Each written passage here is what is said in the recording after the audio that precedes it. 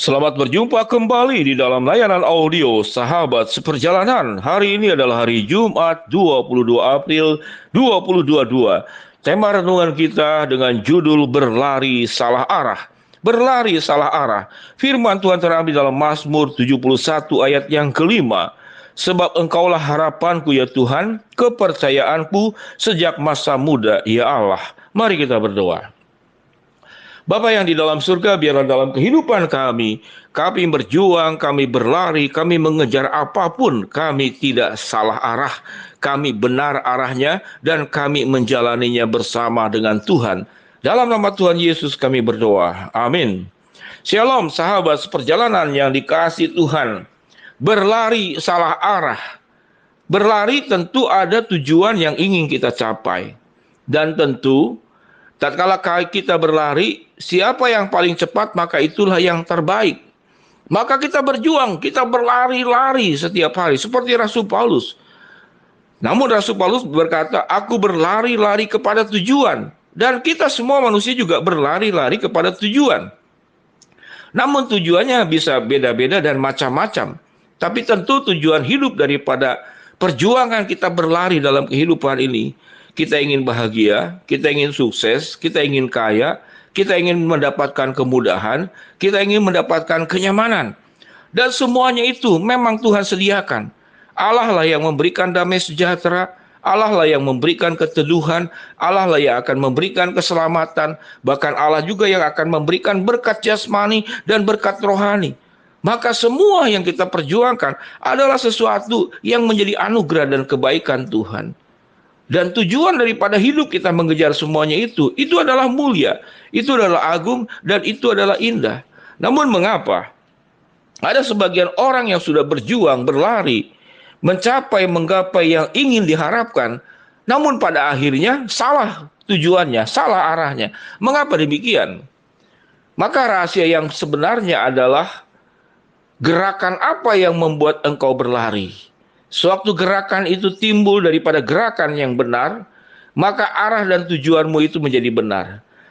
Namun tatkala gerakan yang mendorong engkau itu adalah salah, maka arah daripada engkau berlari kepada tujuan yang salah.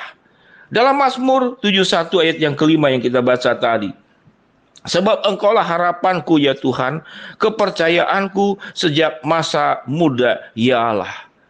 Dalam pemazmur dikatakan semenjak muda.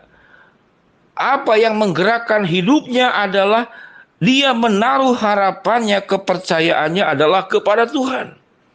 Sewaktu seseorang yang masih muda menaruh harapan dan kepercayaannya kepada Tuhan, dia akan dengarkan suara Tuhan.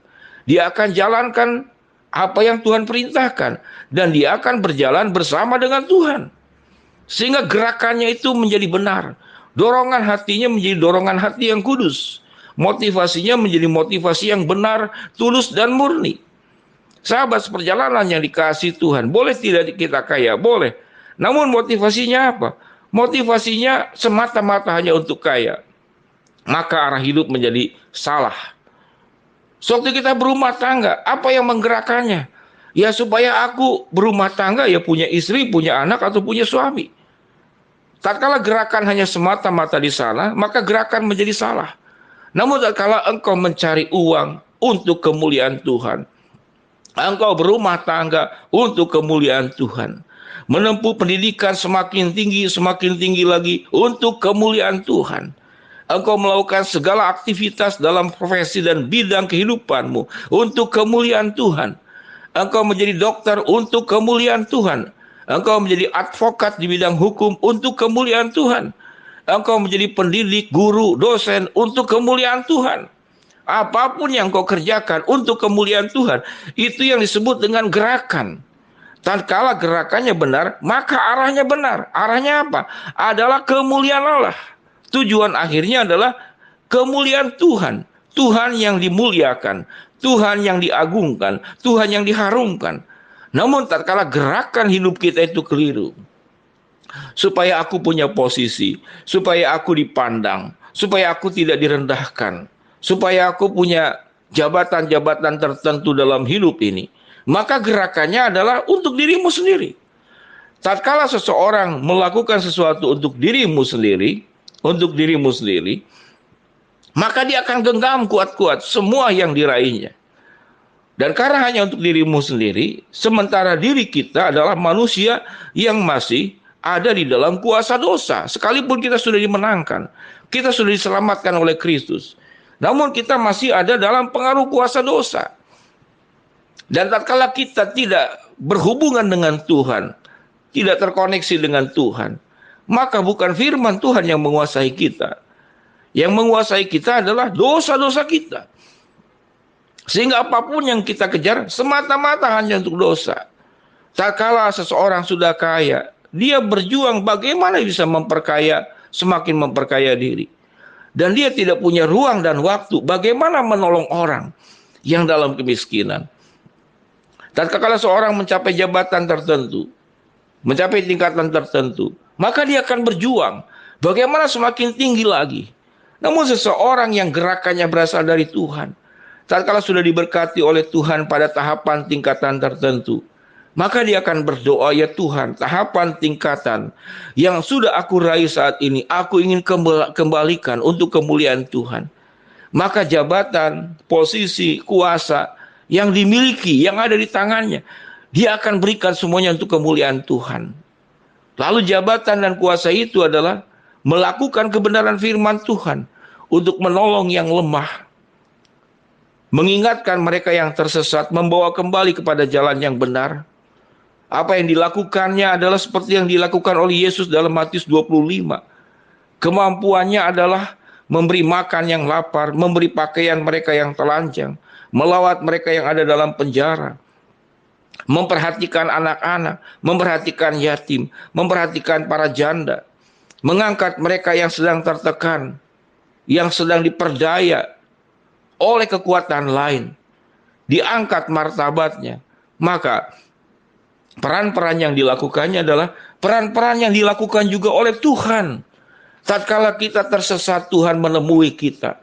Tatkala kita lapar, Tuhan mencukupkan kebutuhan kita. Tatkala kita haus, Tuhan memberikan segelas air sejuk. Tatkala kita dalam kesulitan, Tuhan yang menopang. Inilah doa-doa kita sewaktu kita sulit, kita susah. Bukankah kita berdoa seperti demikian kepada Tuhan? Tuhan, terima kasih, Engkau penopangku, Engkau penyediaku, Engkau Allah Jehovah Jireh. Engkau Allah yang memberkati, Engkau Allah yang menyertai. Engkau turun dari ketinggian kepada bumi yang bawah ini. Semangat apa yang dilakukan oleh Allah. Setelah engkau diberkati, engkau melakukan hal yang sama yang dilakukan Allah kepada dirimu. Mencintai engkau yang tidak layak dicintai. Menemui engkau pada saat engkau dalam kekotoran, kenajisan, keberdosaan. Itu yang dilakukan Tuhan. Sewaktu engkau gerakannya berasal dari Tuhan, engkau akan melakukan apa yang sudah dilakukan Tuhan kepadamu, dan kau lakukan itu kepada orang lain. Tatkala seseorang berlari salah arah karena gerakannya dari dirinya sendiri, namun seseorang tatkala berlari dengan arah yang benar, itu gerakannya berasal dari Tuhan. Mari kita berdoa. Bapa dalam surga, terima kasih untuk kebenaran firman Tuhan, sebab Engkaulah harapanku ya Tuhan, kepercayaanku sejak masa muda ya Allah. Biarlah gerakan hidup kami digerakkan oleh Tuhan dan bukan digerakkan oleh diri kami sendiri. Hamba-Mu berdoa buat yang sakit, Tuhan jamah sembuhkan, yang sedang menghadapi masalah, Tuhan bukakan jalan, yang sedang berdoa memohon mengharapkan sesuatu, Tuhan akan kabulkan dengan waktu dan rencana-Mu. Dalam nama Tuhan Yesus kami berdoa. Amin. Shalom sahabat seperjalanan. Selamat berlari dalam kehidupan ini dengan arah yang benar. Jangan salah arah. Amin.